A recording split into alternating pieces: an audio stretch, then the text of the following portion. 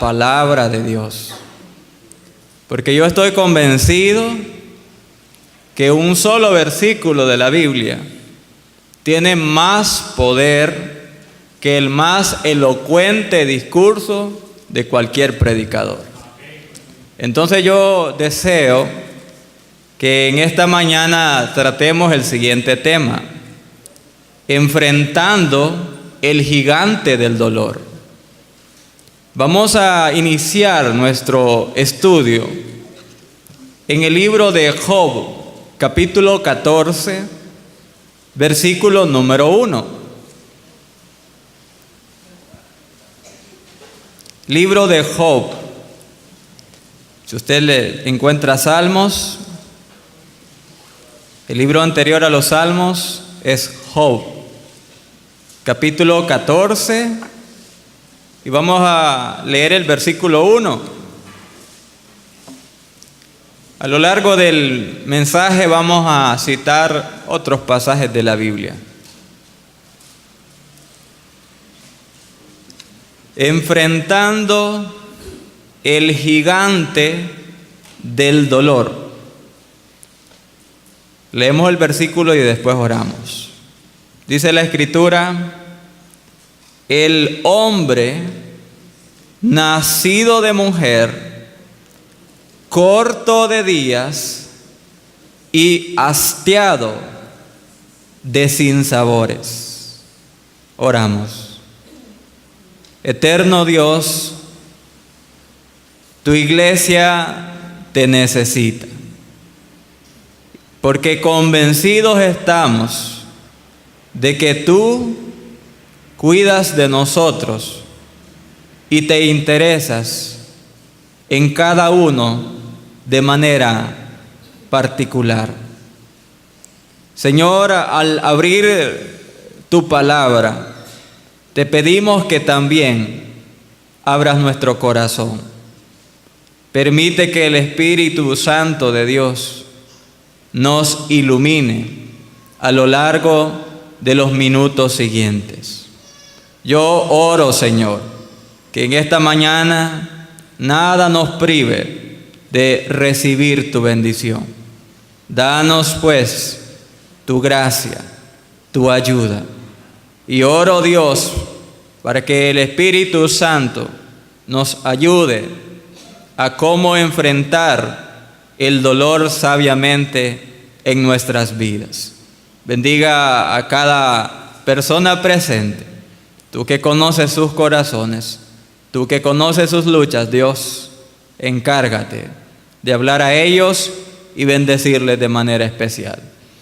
Señor, que mis palabras estén en conformidad con la voluntad tuya. En el nombre de Jesús, amén.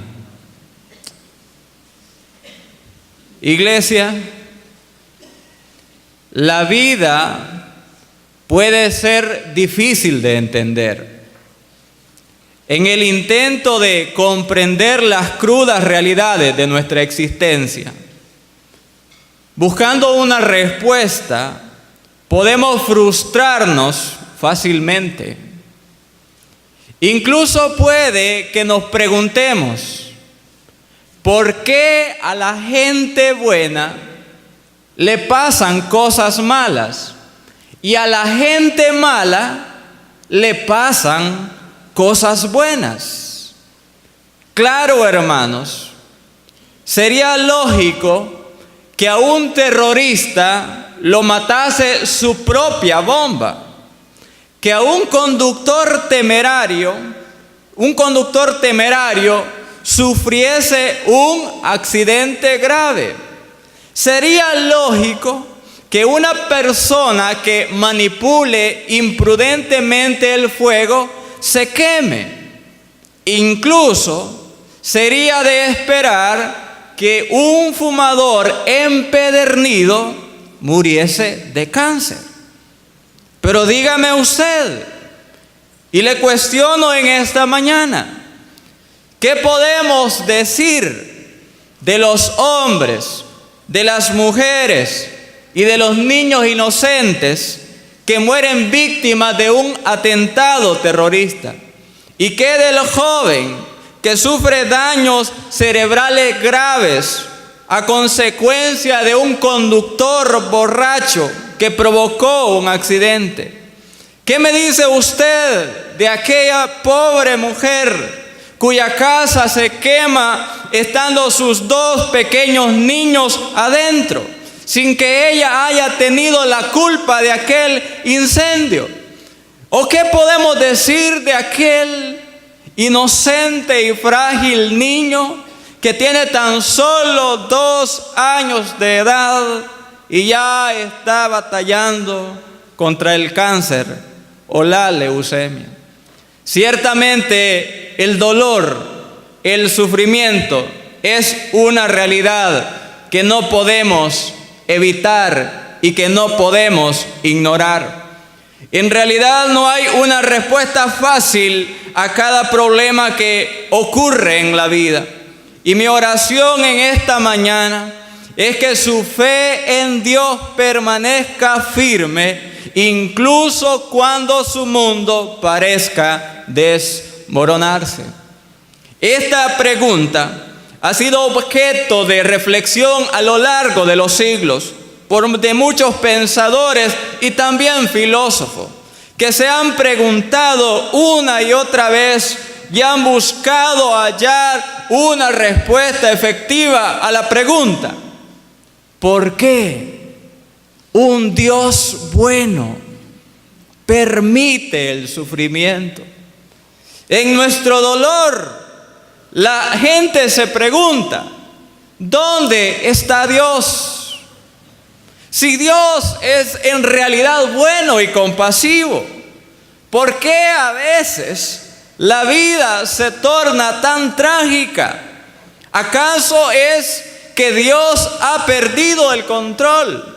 O si todavía Dios tiene el control, la gente se cuestiona: ¿qué es lo que trata de hacerme a mí? ¿Qué es lo que trata de hacer a mis seres queridos?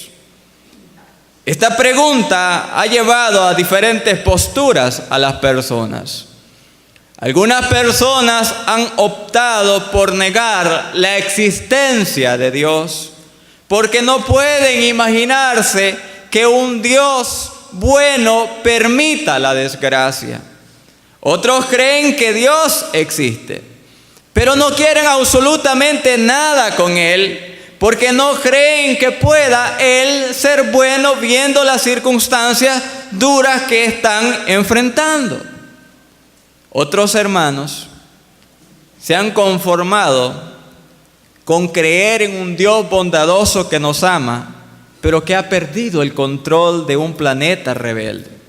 Sin embargo, y creo que aquí los creyentes estamos dentro de este grupo, nosotros nos aferramos con toda firmeza en creer que nuestro sabio y todopoderoso Dios, cuyo amor es infinito, de alguna manera usa el mal para nuestro bien. Esta mañana vamos a considerar 4 respuestas básicas de la Biblia por las que Dios permite el dolor en el mundo.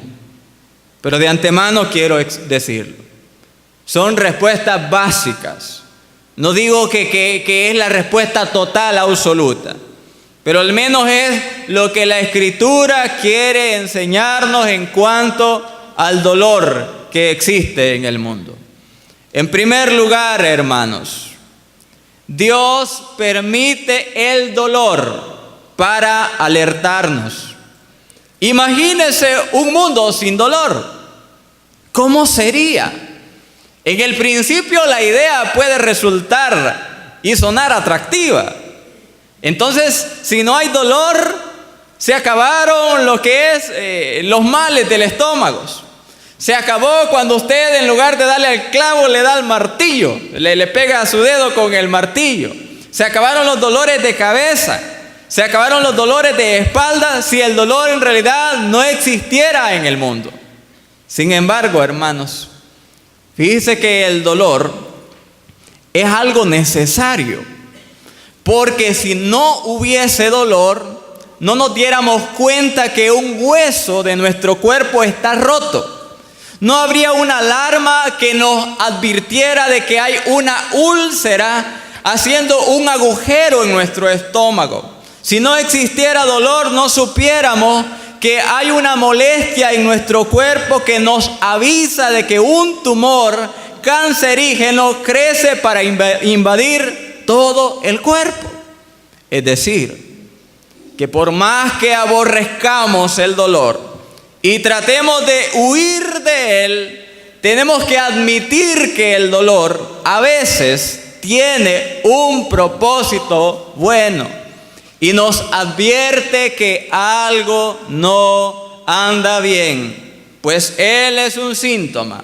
Es como una sirena o como una alarma que suena cuando una parte de nuestro cuerpo está en peligro o se halla bajo ataque. Dios permite el dolor para alertarnos de tres cosas básicas. En primer lugar, Dios permite el dolor para alertarnos que algo anda mal en el mundo. Romanos 8:22.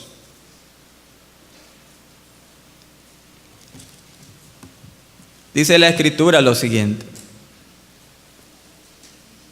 porque sabemos que toda la creación gime a una, y a una está con dolores de parto hasta ahora. Pablo, cuando considera este tema, se pone a pensar en la creación de Dios y la triste condición de nuestro planeta. Indica que algo ha salido terriblemente mal. El sufrimiento que experimentamos y la angustia que percibimos en los demás indica que el sufrimiento no discrimina raza, condición social, religión ni moralidad. Puede parecer cruel, fortuito, sin propósito el dolor. Hermanos, reconozcámoslo. Es cierto que a personas buenas les suceden cosas malas y aquellos que son malos muchas veces disfrutan el bien. Pensemos en algunas cosas, hermanos, en las que el sufrimiento está presente, sin que haya una causa provocada por nosotros mismos. Por ejemplo, un accidente, un defecto físico al nacer, un aborto involuntario, un padre abusivo, un dolor crónico o enfermedad crónica en el cuerpo, un hijo rebelde, una enfermedad accidental, la muerte de un cónyuge o de un hijo, una relación rota, un desastre natural. ¿Qué nos dicen todas estas cosas? Estas cosas nos dicen que algo no está bien en el mundo. Porque este no fue el mundo que Dios diseñó para nosotros. Y tenemos que regresar al libro de Génesis para recordar el problema. Allá cuando Adán y Eva usaron su libre albedrío para desobedecer a Dios. Esa libertad que ellos tenían llevaba consigo el riesgo de tomar malas decisiones. Y el pecado que ellos permitieron que entrara en el mundo se ha propagado como una infección mortal, pasando de una generación a otra, y cada nueva generación hereda los efectos del pecado y el deseo de pecar.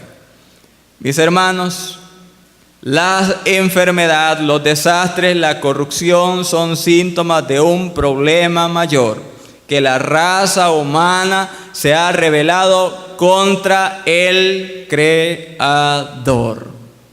Entonces, la primera razón básica por la que existe el dolor en el mundo, hermanos, es porque nos avisa de que el mundo está mal como consecuencia del pecado.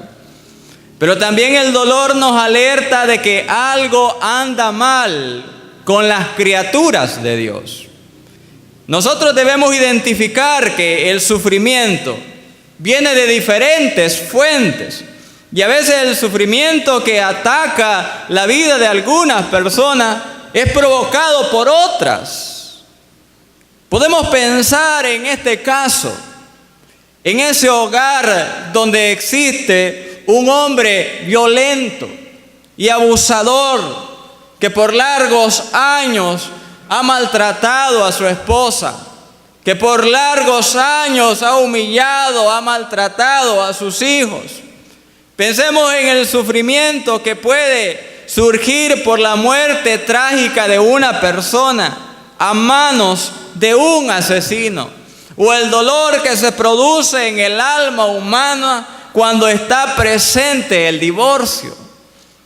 Es decir, que el dolor nos alerta de que algo anda mal en las criaturas de Dios, porque los seres humanos a veces, de forma egoísta y a veces voluntaria, son capaces de hacer daño, causar sufrimiento a otros. La Biblia también nos enseña que Satanás y los demonios pueden causar sufrimiento. ¿Se acuerdan del siervo de Dios llamado Job, hermanos? ¿Qué hizo él para merecer el sufrimiento que le vino? Nada. Pero cayó bajo la voluntad permisiva de Dios el hecho de que Satanás lo atacara y lo hiriera, le causara sufrimiento. Entonces, el dolor nos dice, el dolor nos alerta de que algo anda mal en el mundo, de que algo anda mal con las criaturas de Dios, pero también el dolor nos dice de que algo anda mal en nosotros. Busquen el libro de Hebreos, capítulo 12.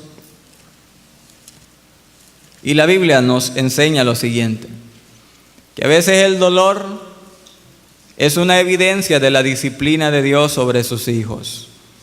Y dice la Biblia en Hebreos 12, versículos 5 y 6.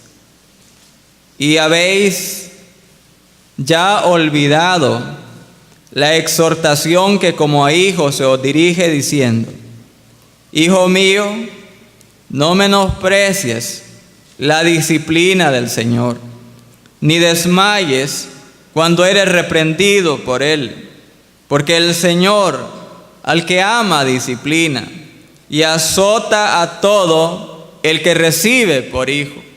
A veces Dios llama la atención a los creyentes cuando viven en desobediencia a Él y utiliza el sufrimiento para hacerlos volver a estar en comunión con Él.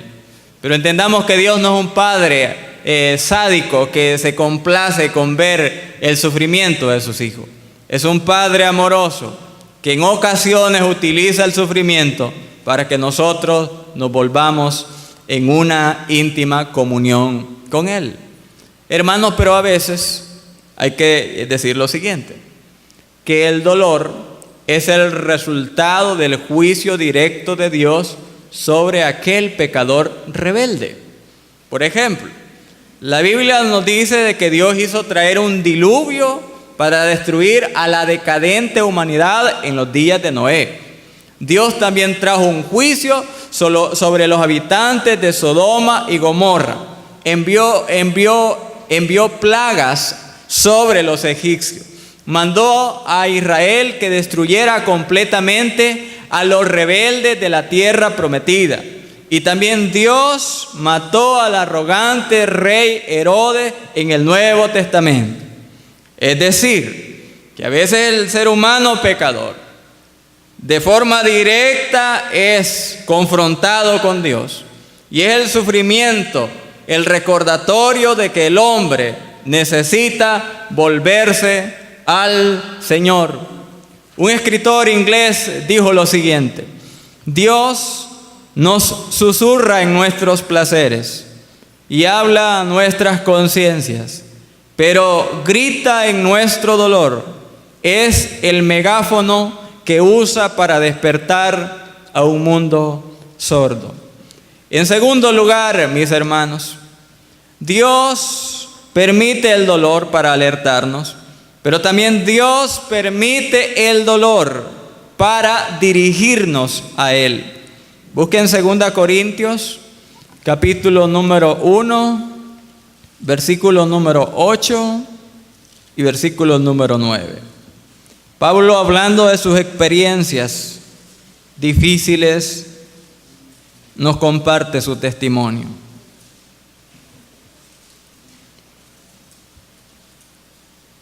Porque, hermanos, no queremos que ignoréis acerca de nuestra tribulación que nos sobrevino en Asia, pues fuimos abrumados sobremanera, más allá de nuestras fuerzas, de tal modo que aún perdimos la esperanza de conservar la vida. Pero tuvimos en nosotros mismos sentencia de muerte, para que no confiásemos en nosotros mismos, sino en Dios que resucita a los muertos. Pablo dice que hubo un tiempo en su vida tan duro, tan difícil, que creyó que el final había llegado para él y para los suyos. Y aquella experiencia que parecía carecer de esperanza, le ayudó a comprender una verdad, que Dios estaba usando ese tiempo difícil para enseñarle que podía depender de Él, que podía confiar en Él y que Dios era suficiente para sacarlo adelante de aquella experiencia traumática y dura que estaba viviendo. Pensemos en lo siguiente, hermano. Muchas veces, cuando una persona se aleja de Dios, no quiere nada que ver con Dios, le echa la culpa al sufrimiento. Pero por extraño que parezca, también el sufrimiento hace que otras personas tomen una nueva dirección en sus vidas, es decir, que busquen a Dios. Preguntémonos, ¿cómo pueden entonces circunstancias similares tener efectos tan radicalmente diferentes? Decimos que las razones se hallan arraigadas profundamente en las personas, no en los acontecimientos. Permítame ilustrarlo a través de algo que encontré. Resulta de que había un famoso comunicador que dijo franca y literalmente lo siguiente: el cristianismo es una religión para perdedores. Pero este hombre no siempre pensó así. De joven, ese hombre estudió la Biblia, asistió incluso a un colegio cristiano. Pero hubo una experiencia dolorosa que cambió su forma de ver la vida y su perspectiva de Dios. Resulta que él tenía una hermana menor y esta hermana enfermó gravemente. El hombre oró para que Dios la sanara, pero después de 5 años de sufrimiento, su hermana murió. El hombre se desilusionó entonces de un Dios que permitió que aquello pasara. Declaró de una forma tremenda lo siguiente: comencé a perder mi fe, y mientras más la perdía, mejor me sentía. Perdió su fe, se alejó de Dios a causa del sufrimiento. Pero había una muchacha que se llamaba Joni. En un libro, hermanos, que se titula ¿Dónde está Dios cuando se sufre?, Philip Yancey describe lo que ocurrió con esta muchacha, con Joni. Dice que esta muchacha sufrió un accidente. Se zambulló en un lago de poca profundidad y esto le produjo parálisis en su cuerpo. Esta muchacha pasó por un tiempo difícil. Al principio ella no podía reconciliar el estado en el que se encontraba con la creencia en un Dios de amor, pero gradualmente fue entendiendo las cosas. Pasaron alrededor de 3 años para ello. Una noche a esta muchacha la visitó una amiga que se llamaba Cindy, y cuenta el escritor de que le dijo algo a su amiga: Honey, no eres la única. Jesús sabe cómo te sientes, pues Él también estuvo paralizado. Entonces Cindy empezó a describirle a su amiga el hecho de cuando Jesús estuvo clavado en la cruz, paralizado por los clavos. Entonces el escritor dice que la muchacha empezó a reflexionar, empezó a pensar en su vida, y aquello provocó un cambio de actitud en ella. Y en lugar de alejarse y rechazar a Dios, se acercó a Dios porque comprendió que Dios estaba usando el sufrimiento para llamar su atención y dirigir sus pensamientos hacia Él. Hermanos, el sufrimiento nos muestra lo débiles que realmente son nuestros recursos.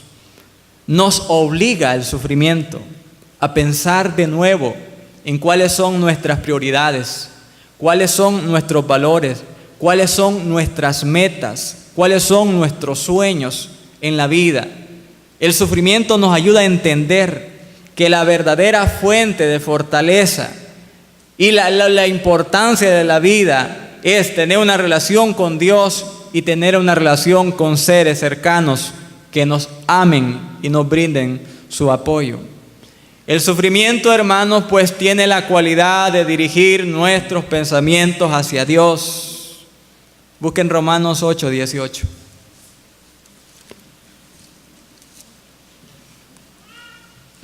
Dice la Escritura lo siguiente: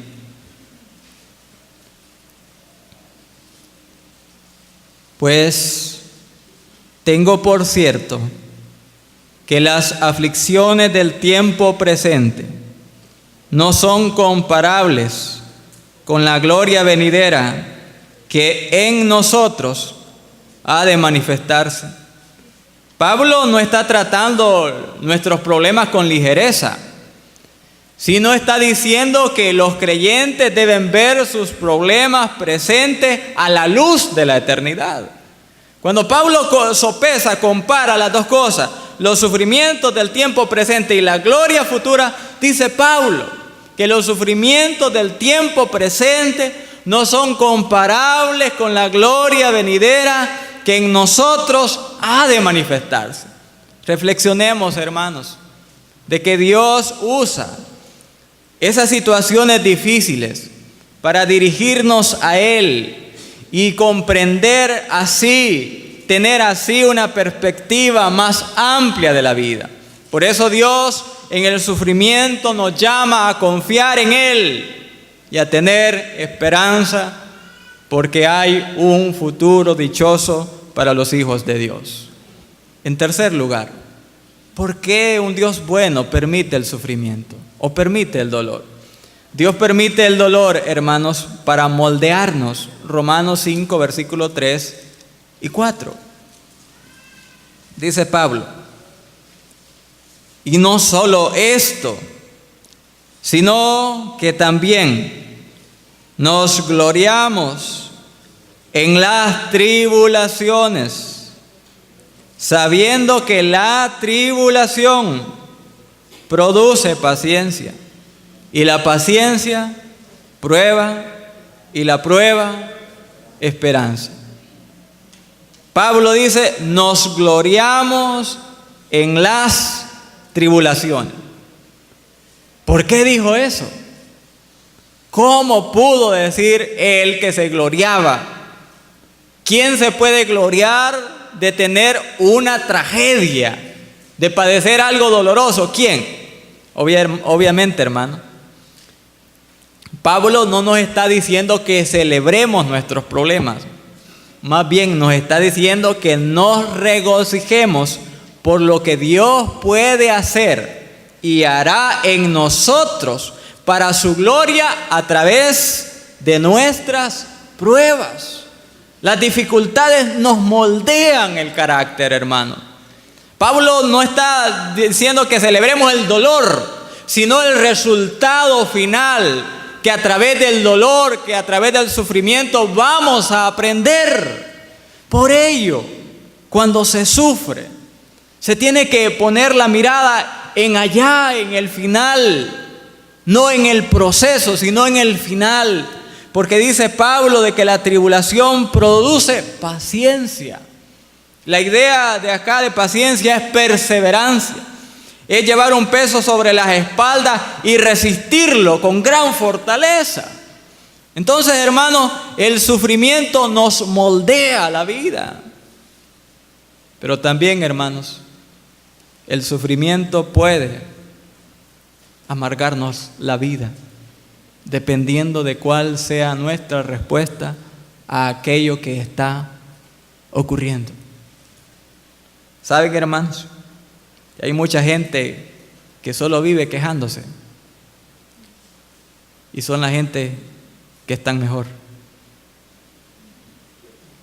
que tienen buena salud, que tienen una familia que les apoya y que les ama, que tienen un trabajo y a pesar de tener estas bendiciones, viven quejándose. Vaya usted a visitar un hospital, hable con los que sufren de verdad. Y esas visitas van a ser aleccionadoras para usted, porque va a aprender a ver a los ojos a las personas y ver que en medio de su sufrimiento tienen gratitud, porque han aprendido que el sufrimiento es un medio que a veces Dios usa para moldear su carácter y hacer de ellos personas maduras, hacer de ellos hombres, mujeres de fe y obrar en la vida de ellos de manera tal que Jesucristo cada día se forme en su carácter personal. Yo quiero preguntar en esta mañana algunas cosas a ustedes. ¿Cómo ha respondido usted a las dificultades de la vida? ¿Lo están haciendo mejor o lo están haciendo más amargado? ¿Ha crecido su fe o se ha alejado de Dios? ¿Se parece su carácter más al de Cristo? ¿Está permitiendo que el sufrimiento lo conforme más a la imagen del Hijo de Dios? Hoy, en esta mañana, Dios quiere ayudarle. Dios quiere asistirle. Dios quiere acompañarle. Y aun cuando parezca que la vasija de barro aun cuando la vasija de barro a veces parece que no tiene forma, el alfarero del cielo sabe lo que está haciendo. En cuarto y último lugar, hermanos, Dios permite el dolor o el sufrimiento para unirnos. ¿Saben algo? El dolor y el sufrimiento tienen la habilidad especial de mostrarnos cuánto necesitamos a los demás. Nuestras luchas nos recuerdan lo frágiles que realmente somos. Incluso la debilidad de los demás puede sostenernos cuando nuestra propia fortaleza se agota. Miren, hermanos, ¿cómo se ha sentido usted cuando ha compartido sus luchas con otros? Quizás en alguna oportunidad usted ha tenido un hijo enfermo y usted ha compartido: hermanos, ayúdenme a orar, mi hijo está muy enfermo. Quizás alguien ha perdido su trabajo, otros quizás batallan con un hijo rebelde, quizás alguien batalla en su hogar porque su hija salió embarazada. Otros quizás sufren ataques de depresión continuos.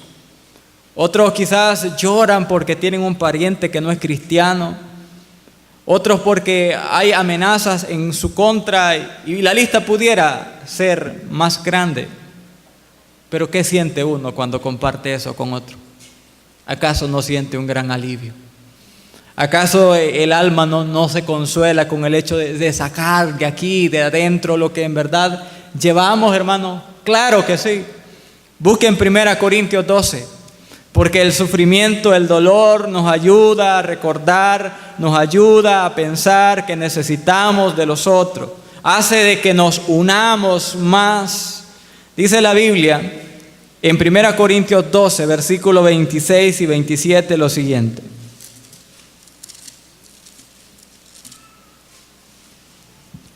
de manera que si un miembro padece, todos los miembros se duelen con él. Y si un miembro recibe honra, todos los miembros con él se gozan. Vosotros pues sois el cuerpo de Cristo, y miembros cada uno en particular. Cuando un miembro sufre, todo el cuerpo con él se duele. Si un miembro recibe honra, todos los miembros con él se gozan. Entonces, hermanos, el sufrimiento tiene esa virtud. Nos hace unirnos. Nos hace depender los unos de los otros. Y cada persona puede ayudar a los que sufren.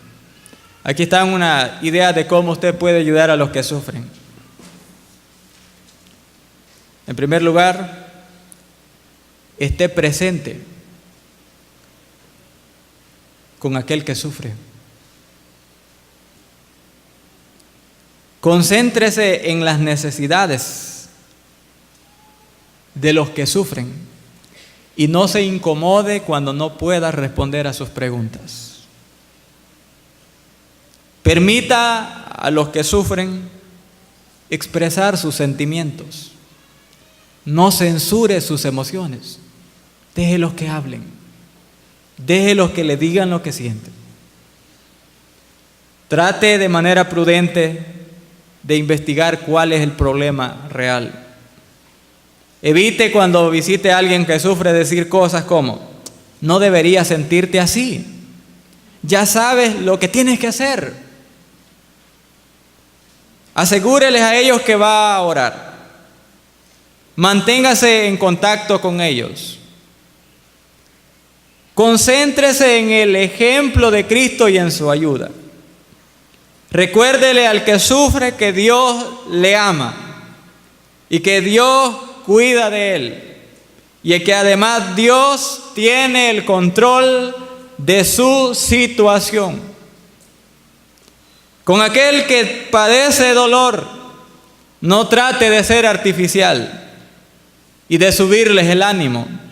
Sea auténtico y muéstreles a ellos el amor que usted quisiera que otra persona le mostrara si se encontrara en la misma dificultad. Cuando esté con los que sufren, refrene su lengua y abra sus oídos. Y eso puede ser medicina para el alma de aquel que está afligido. Conclusión: en medio del dolor, clamamos por respuestas. Queremos entender qué pasa. Hermanos, a veces nunca vamos a entender el porqué. Nunca Dios nos va a explicar las razones del por qué sufrimos. Pero Dios mismo se presenta como la respuesta ante el problema del dolor. Yo quiero decirle a usted en esta mañana, en el nombre del Señor, que usted puede confiar en Él, aun cuando no tenga respuestas. Dios sigue gobernando el universo. Dios se preocupa por usted de forma individual. Y la mayor evidencia de la preocupación, del interés de Dios, es que Él envió a su Hijo al mundo, Jesucristo, quien es llamado en la Biblia el varón de dolores y que experimentó un sufrimiento que nunca quizás vamos a experimentar nosotros. Él lo hizo para que nosotros no fuésemos sentenciados al dolor eterno del infierno.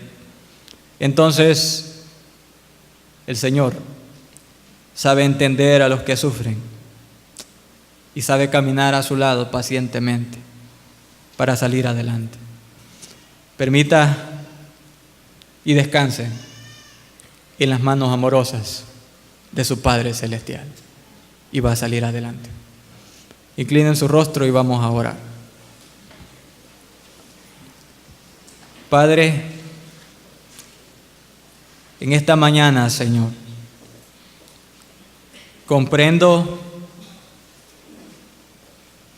la necesidad de que tu Espíritu Santo aclare lo que he compartido con mis hermanos. Dios mío, tú me conoces, tú conoces a cada creyente.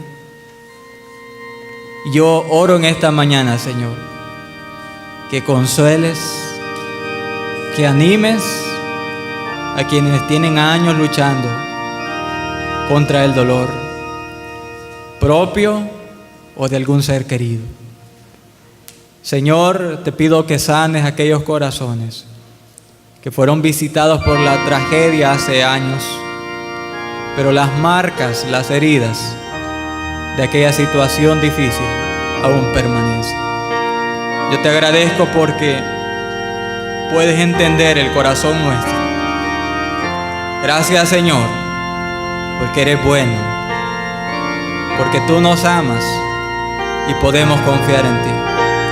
Pido que aquel amigo que vino sin Cristo y esta mañana pueda descansar en Cristo como su Salvador personal. Querido amigo,